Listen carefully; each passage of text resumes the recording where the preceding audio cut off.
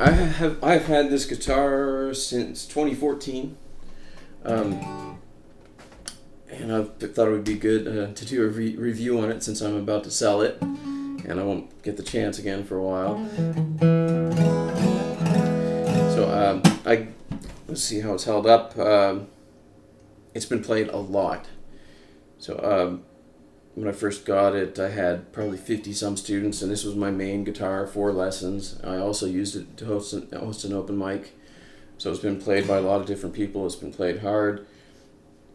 One guy cut his finger when he was playing through it, and there's splatters of blood on the inside. You probably won't be able to see it with the camera, but and I just recently noticed that. I cleaned it up after it happened on the outside,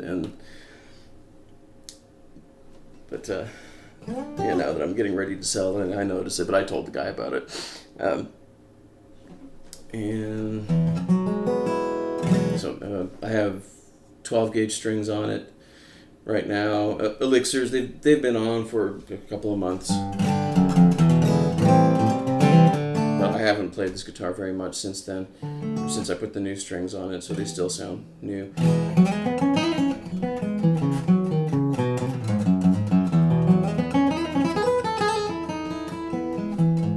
But yeah, it's held up great.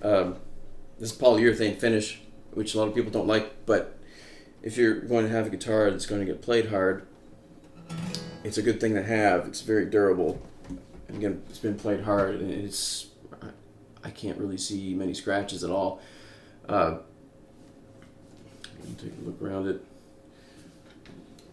The frets, I mean, have been pretty good. It wasn't perfect from the factory, so I leveled them, and I have played most of the guitars I've played of this model have been very good, and it wasn't bad by any means, especially for a guitar in the $300 range, and it was pretty much just in this upper area that I had to level, and I didn't have to take off much material, so I mean now it's great.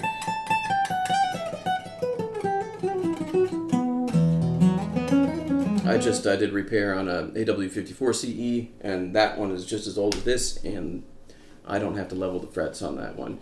It's and it does have some fret wear from being played, but it's still okay. And I like my action, or I like to be able to get my action as low as possible. If you play with high action, you don't really have to worry much about how level the frets are. So if you use a slide or things like that, if you have your strings half an inch off the fretboard at the 12th fret, you're not going to worry about it. But I like it really low, as long as I can still get some volume out of it.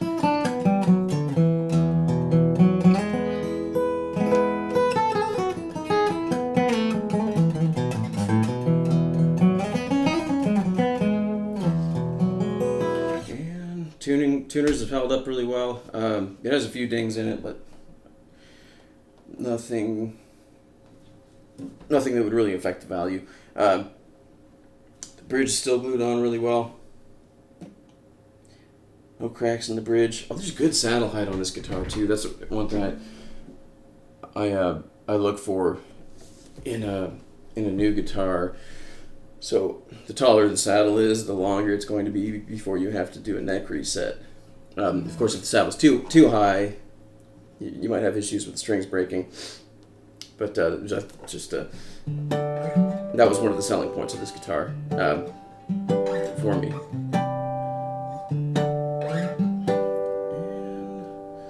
So I'll go ahead and turn on the electronics so you can hear them. This one has an older system. I don't know if they still use that. It takes 2 AA's. They don't have quite the output a 9-volt would. But they seem to last longer. I'm not sure if that's actually the case. But, man, and again, this guitar has been played a lot. I might have changed the batteries 3 times since I've had it. Here we go. So, no scratchiness in the pots. Move it up and down. Make sure I'll play it so you know it's on.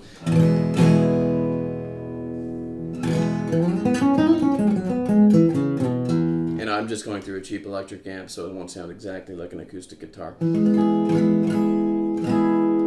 the shape feature, which I don't use, but some people like it. Oh, there we go.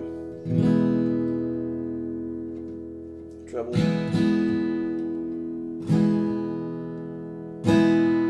Mid-range. And bass. Well, there's a little bit of scratchiness there, but that's probably just because I haven't played it very much.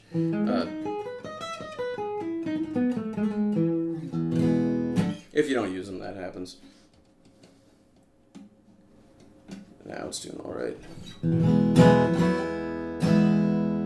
Alright, this hasn't been a very good review. I didn't have time to plan for it because I'm selling this guitar in probably about 10 minutes.